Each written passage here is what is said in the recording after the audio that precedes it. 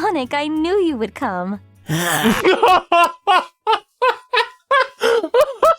After seeing the Bowser vs. Eggman death battle, I have to know more about Sonic lore, and you guys recommended I check out this video from Designing4, who, if you've never heard of them before, make sure to go and subscribe to them, because every video I've seen from them has been an absolute banger. Now, I don't know anything at all about Sonic lore, except for, well, now all the small little details I've learned about Dr. Eggman, but the bits and pieces that we did get in the death battle video were kind of insane. So I need to know what's going on here. As always, link to the OG videos at the very top of the description. Make sure to go support them before watching the reaction. Sonic, come back to me. Okay, now this was the weirdest thing. I never knew that there were humans in Sonic apart from Dr. Eggman. The only thing I've seen from Sonic are like some of the memes.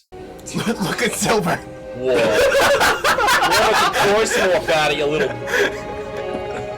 What the? Oh, man. I can explain. I can try to explain. Okay. Sonic the Hedgehog, released in 2006 for the series' 15th anniversary, is not a good video game. Oh no! Really? Now, I think because it's bad, it's really fun to see just how far you can break it, and it's undoubtedly given me hours of joy in the... What is that? Oh, okay, so the only Sonic game I ever played was the very first one. And apparently a lot of people consider that to be like one of the best ones. I have seen some bits and pieces of these like 3D Sonic games, but I guess there have been some hits and misses here and there. Same way someone could enjoy The Room and Goat Simulator if they were stitched together hideously. Oh god! Is it really that bad? That feels like it would be a nightmare to watch, like an absolute torture device. You just lock somebody in the room and force them to watch that abomination. I do think there's a line though where something can be so bad that it's just so fun to see it unfold. Maybe this game lands in that category, but it's more difficult when it comes to video games, because it's kind of a fine line and it's not going to be the same threshold for everybody. And it's something you're experiencing and you're going to have to do for yourself, right? Whereas when it's a bad movie, you get to kind of just chill and talk with your friends, and whenever there's a boring part, you can just kind of like zone out and do something else, you know? With video games, you can't really do that. You're at the wheel. I'm not here to set the record straight or say it's an underappreciated gem. You're just mean. You don't understand. No, it's, Agent Shadow, E123 Omega has engaged Mephiles. Head to the Wave Ocean, head to Wave What? Ocean. Agent Shadow. it's pretty rough. But Sonic 06 is a special kind of bad. And I don't mean just how it obliterated all serious talk of the Sonic franchise in mainstream gaming circles for a very long time.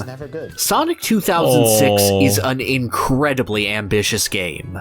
Something that tried its best to push as many limitations as it could and deliver the greatest, most celebratory vision of Sonic that its developers could possibly imagine. Okay, look, that I can actually appreciate.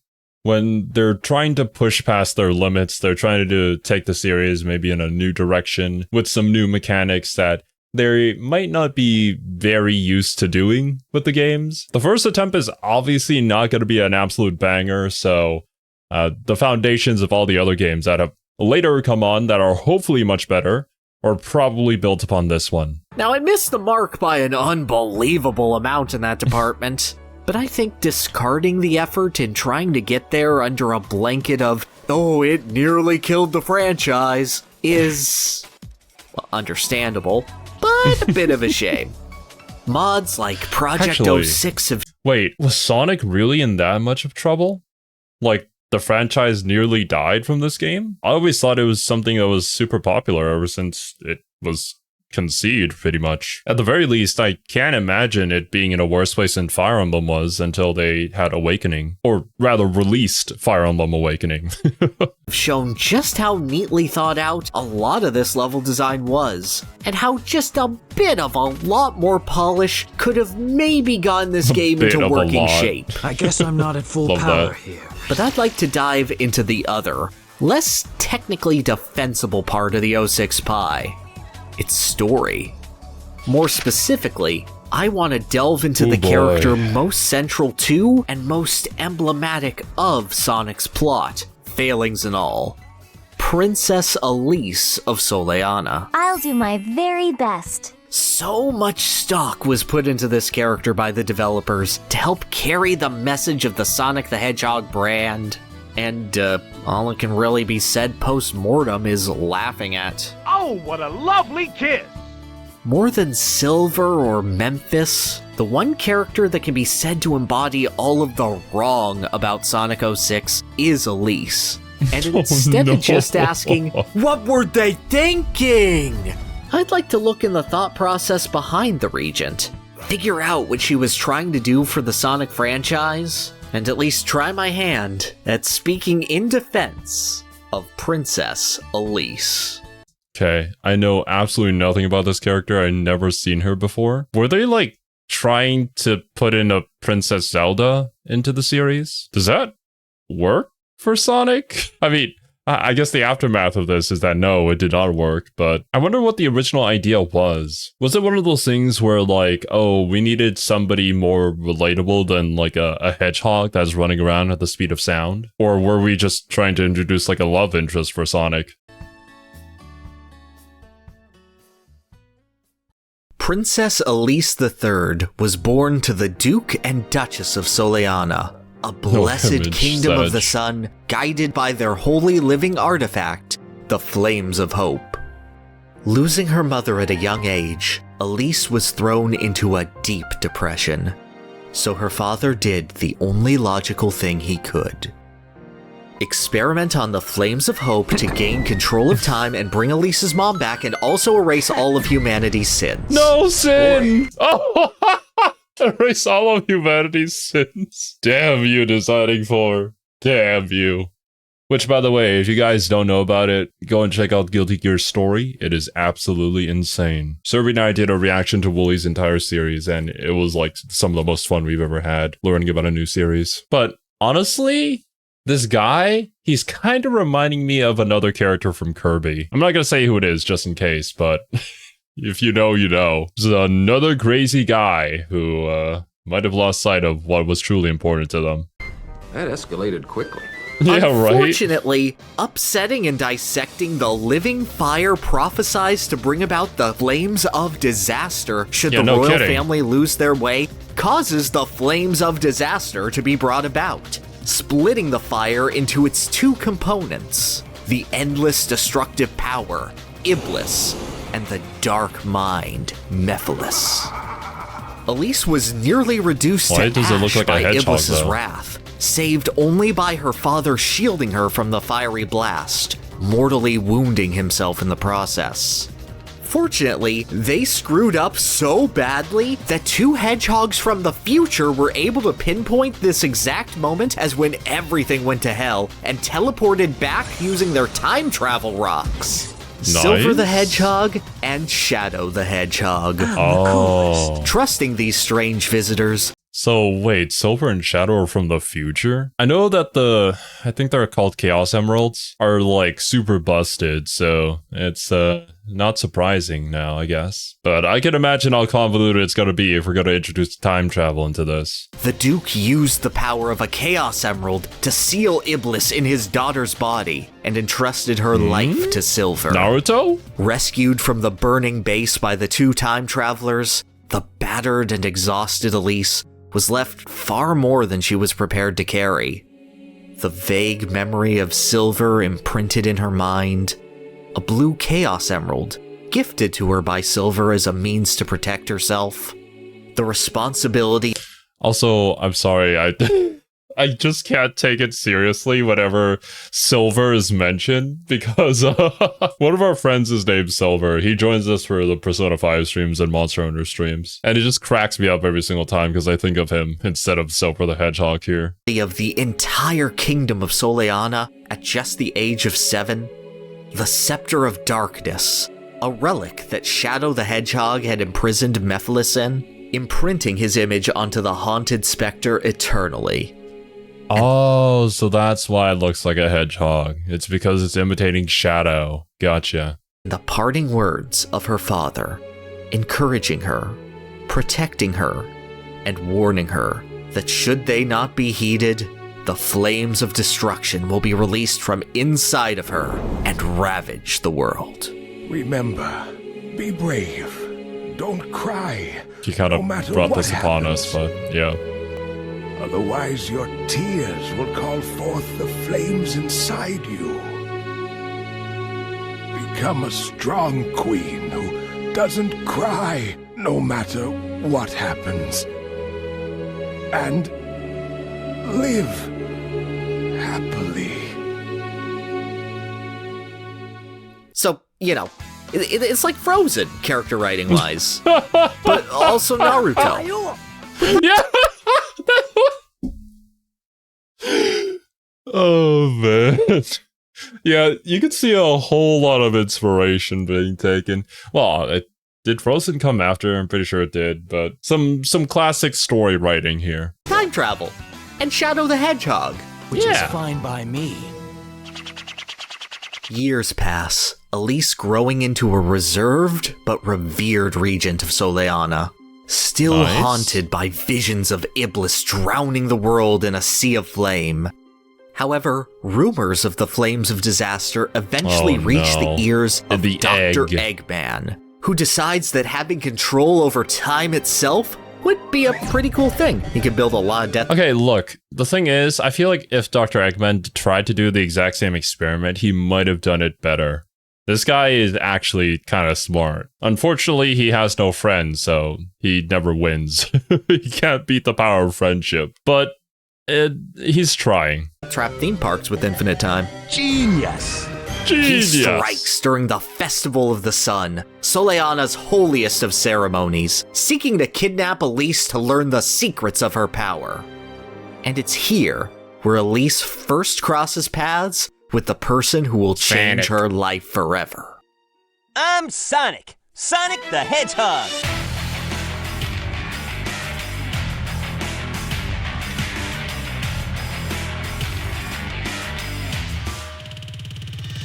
Sonic is a fascinating character in his own series.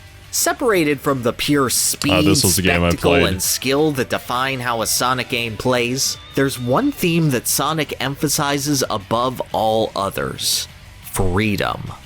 This is seen through his gameplay, avoiding tricks and traps to master any terrain and blaze through it. Yeah! His fights against his enemies, literally freeing animals and friends who have been roboticized by Dr. Eggman.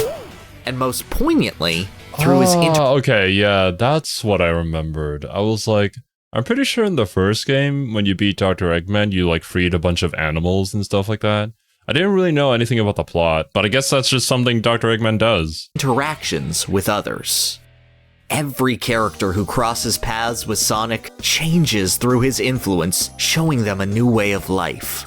From Tails growing from a scared crybaby to someone wanting to show off his unique talents and achieve things on his own. Knuckles willing to open up just a little and have friends, rather than accepting a lonely eternal vigil as guardian of the Master Emerald. Amy going from a love-struck captive to a more confident and assertive woman wanting to do whatever it takes to help others. Gamma literally Okay, no, wait. I was like, introducing a love interest for Sonic? Don't we already have Amy? At least I do know about Amy, but I suppose it's probably a one-sided thing, considering, that's just usually how it goes. freeing himself from his programming to liberate his family from Eggman's control. Shadow finding his own identity by not shackling himself to his past and learning from it to give others a chance to be happy. Even Silver in this game learning to find joy and escape from his ruined future. Unless you're a diabolical doctor doubling down on the idea of taking everyone's freedom away to satisfy your own ego, or Big the Cat, who was always a perfect being. Letting Sonic Okay. into your heart Who's Big the Cat? Now I'm very curious. He does look very fluffy, though. will change you, and often for the better, encouraging you to pursue new horizons that you didn't find yourself capable of before. And it is exactly this change that is the entire focus of his story in Sonic the Hedgehog. The friendship and bond between himself and Princess Elise. I don't believe it.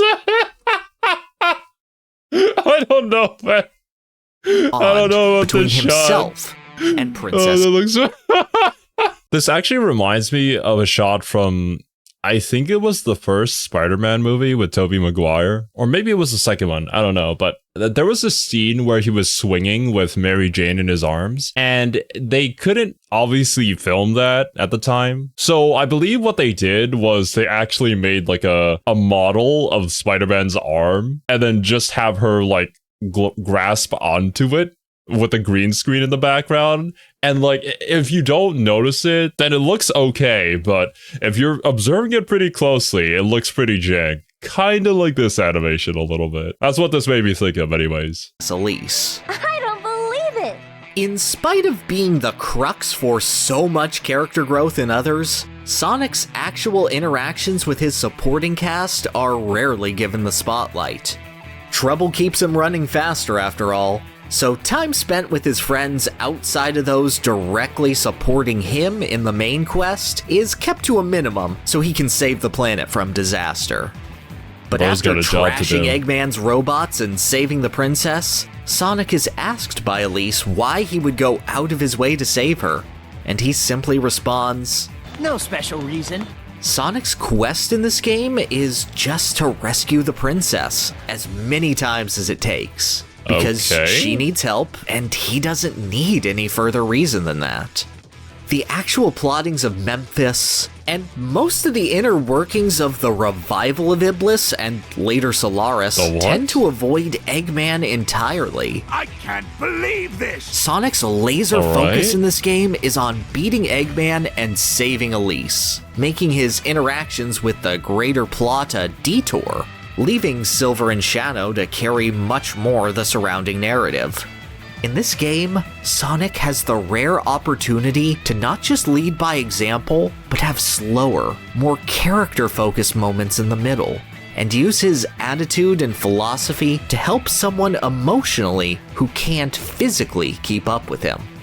Okay, actually, that sounds like a good thing, right? Because I really appreciated the Super Mario RPG for giving us just more characterization of all the Mario characters. And you can do that when you slow things down and you have a more character-specific or character-focused story. But with all stories, there are going to be some pretty easy pitfalls that you could fall into, so I'm wondering what goes wrong here. If it does go wrong, maybe the story's great, just the game isn't. Let's get going! And the reserved, constantly locked away Elise is perfect for this.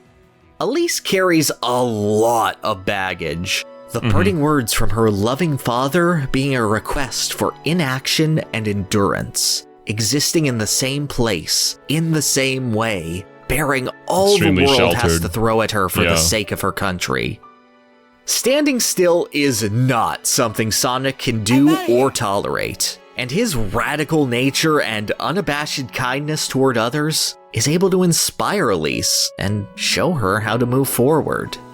It's like that introvert sitting in a classroom who doesn't know how to make friends, so the extrovert has to make the first move kind of thing. Actually, now that I think about it, that's kind of how all of my real life friends were. And this might come as a surprise, or maybe not to most of you guys, but I was the introvert of that situation, where I wouldn't really speak to anybody else unless spoken to. And that's why all of my friends are usually the extroverted ones with a lot of friends.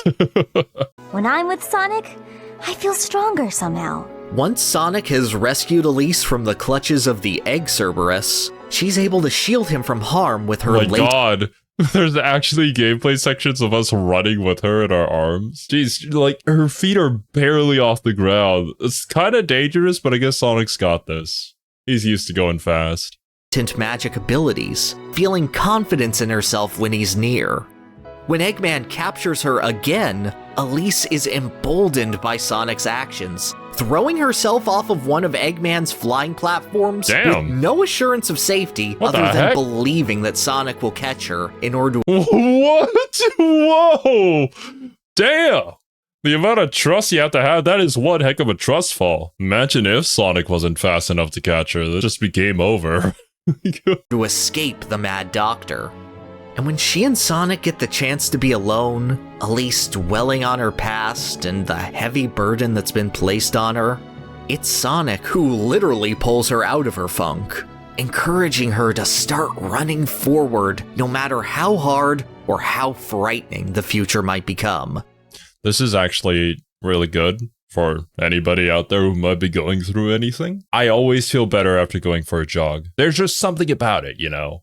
I mean, obviously here we're talking about the symbolism of it, but in actual reality, you know, going for a jog and getting that exercise in, touching maybe a little bit of grass, don't touch too much or else you'll die, but it really helps brighten the mood and can give you some good ideas for getting out of whatever sticky situation you find yourself in.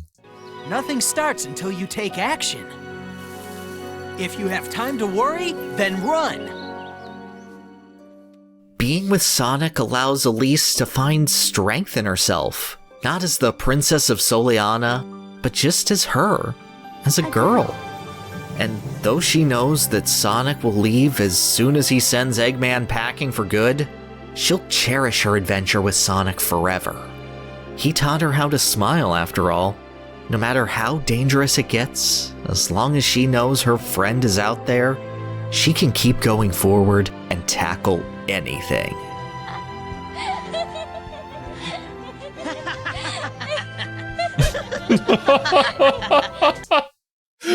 Oh my god, it's really cute, but it's also like, man, how many times have I seen this scene before?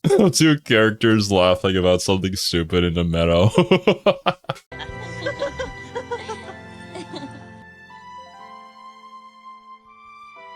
Nice smile. But then Mephiles snipes Sonic right in front of Elise's eyes. Rip. Ugh, dead. And overcome with sorrow, all of the invincibility of freedom and progress being snuffed out right in front of her, witnessing the murder of Sonic the Hedgehog, Elise cried. Wait, what? Was it?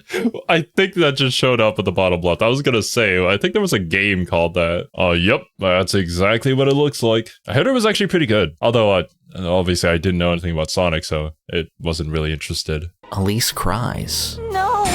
Iblis is freed from her body, merging with Shadow's dark doppelganger to become Solaris, and sundering all of time and space around him. Rip. The world has fallen to ruin. Its potential savior dead. Everything has failed. But Elise is able to sense Sonic around her. Such a strong spirit never truly dies, after all. And with her urging, all of Sonic's friends and also Eggman scour the twisted timescape around them to find the 7 Chaos Emeralds. With all 7 reunited, Elise calls out. Oh, Chaos Emeralds, Gems of Miracles, please. You've collected all the Dragon Balls. I wish to save this world. I wish to cleanse my father's sin, and I wish to talk to Sonic once again. And with her heartfelt wish, Sonic is restored to life, supercharged, and ready to take down the God of Time with Shadow and Silver by his side. Okay, the present day, the here and now that you've stolen, time to take it back! And the 3 succeed, reverting time back to before the Flame of Hope was experimented on. Sonic and Elise looking over the god's fragile and pure form. Elise considers extinguishing the flame, preventing all of the catastrophes ahead.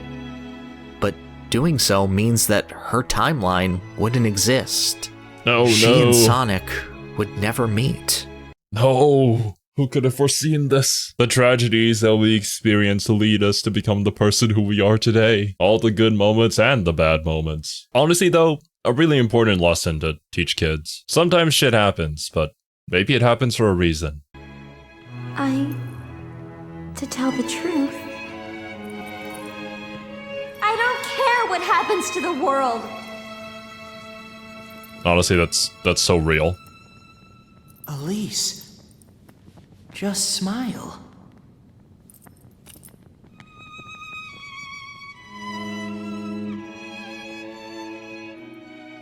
And Elise runs forward, and though she wouldn't remember it, the wind would always be at her back. Damn. That's fucking tragic, dude. I would say that's actually a pretty good use of time travel. If you couldn't tell, one of my favorite shows is Steins Gate. And honestly, a lot of the emotional and very impactful scenes kind of went along the same way, where people wouldn't be able to remember these things that had happened. And yet we, as the viewer, the main character, would remember it all. And it would all just build up, and it was all just so unfair. But ultimately, maybe it was for the best that these things that had happened were rewritten. It hurts, but I like it. I swear, I'm not a masochist. Supporting her and pushing her forward.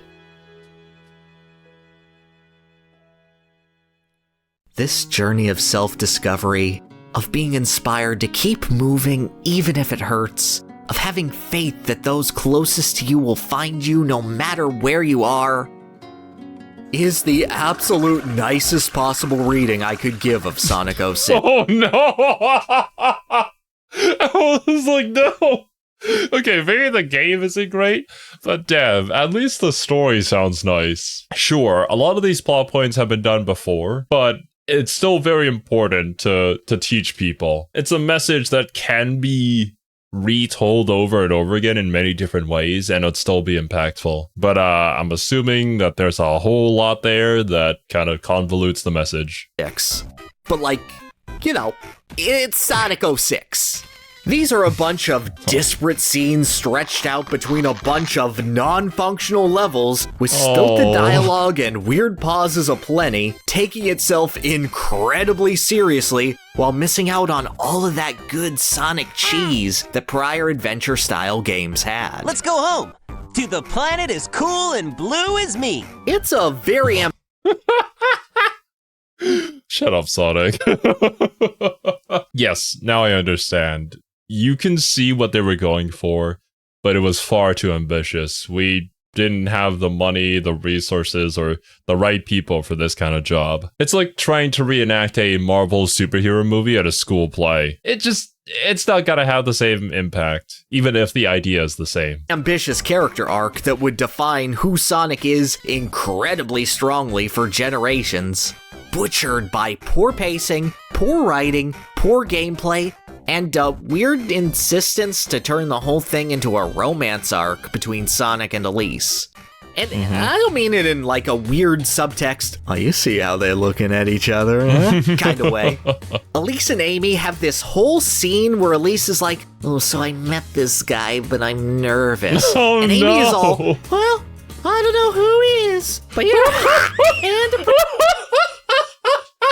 Dude, that is peak Amy voice right there. And from now on, whenever I see Amy, that's gonna be her canon voice in my head. But you're hot and a princess, so go for it, cause he'd be lucky to have you. And then Sonic has this mini level where the forest popes are like, okay, we'll let you ride this cool eagle, but only if you tell us if you'd rather do it with Elise or Amy. Sonic, I've been thinking about you a lot. I'll be waiting for you to the left here. And the general subtext of the game is there, so it feels like the game wants you to pick Elise, and it makes this wink at the end of Sonic's story less cute and more, oh, they're going for it. And then the kiss is a lot less of a fairy tale princess kiss, and it's a lot more... Okay, look. Regardless of your feelings about this Roger Rabbit-ass relationship, I just think it's badly written, romantically speaking, and takes away a lot from Elise's arc. Like the whole thing just dominates the narrative of the self-discovery story, and that the game lets Sonic reciprocate based on the player's actions. Sonic, I knew you would come.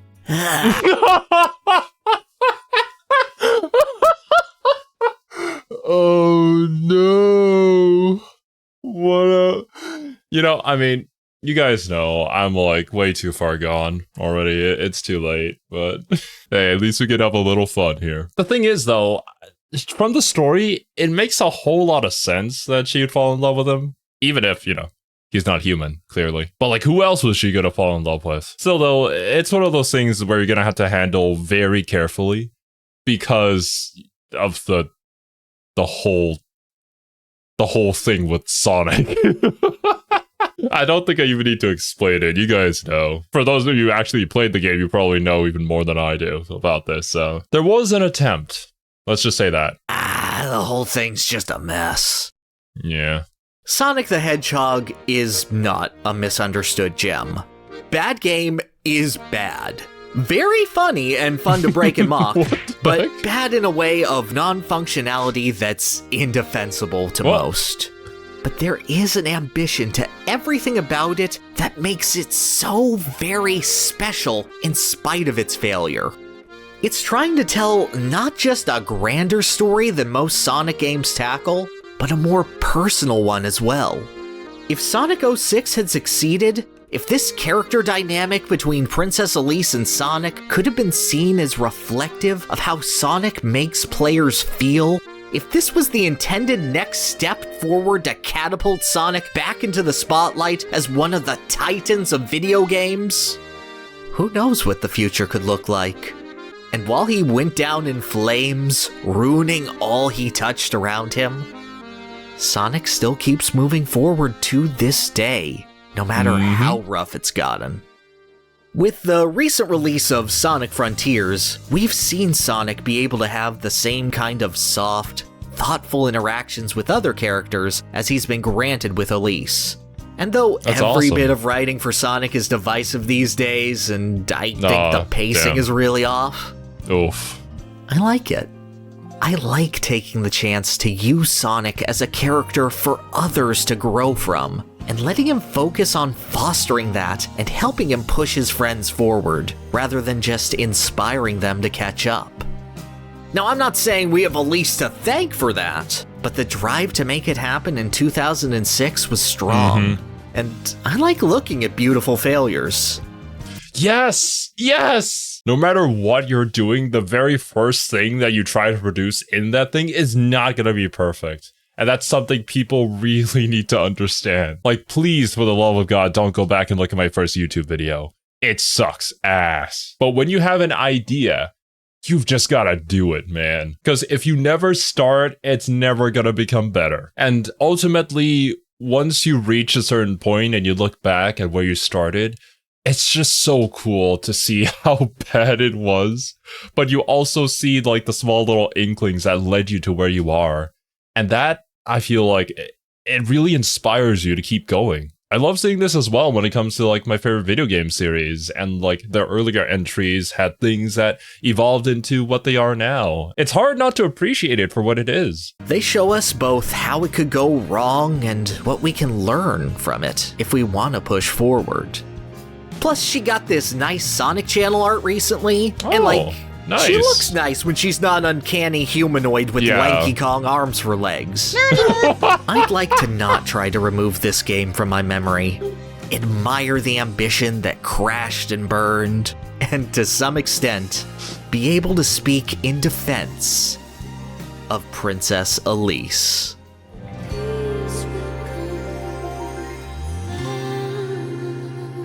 Wow, man. Straight. How was that? You know, it was alright. It wasn't great. Definitely won't recommend. 1. Yeah, 1. Another absolute banger of a video, my dude. Now I definitely gotta go check out more Sonic lore though. But yeah, dudes, that's gonna be it from me. Thank you guys so much for watching. Hope you all enjoyed, and I'll catch you in the next one.